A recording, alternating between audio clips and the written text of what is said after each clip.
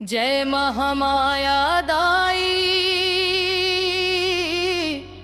तोर महिमा पार, दुखिया के तू संगी साथी करस सबके उद्धार।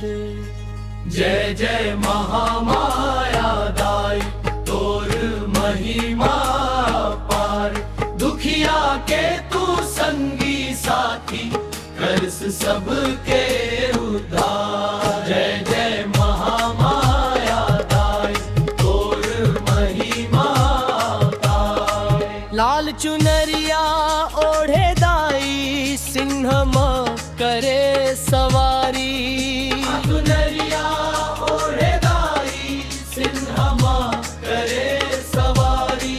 भक्तन के संकट है लेथे महिमा है भारी। भक्तन के संकट है लेथे महिमा है भारी। नरवा गरवा घुरवा बारी तोर कृपाले सजे थे। तोर चरण मसिर नावा के भाग्य हमर जग गाथे। जय आय महामाया दाई तोर महिमा पार, दुखिया के तू संगी साथी करस सबके उद्धार। जय जय महामाया दाई तोर महिमा पार, दुखिया के तू संगी साथी करस सबके उद्धार।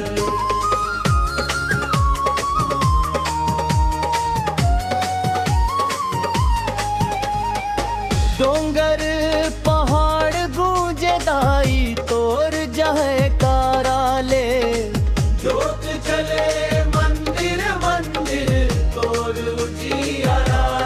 अंधियारी ला दूर भगा खस, ज्ञान के दीप जला खस। माया ओम दया देव गंगाई के हृदय में बहा धस। मुखड़ा जय जय महामाया दाई तोर महिमा पार, दुखिया के तू संगी साथी करस सबके उद्धार। जय जय महामाया दाई तोर महिमा पार, दुखिया के तू संगी साथी करस सबके उद्धार।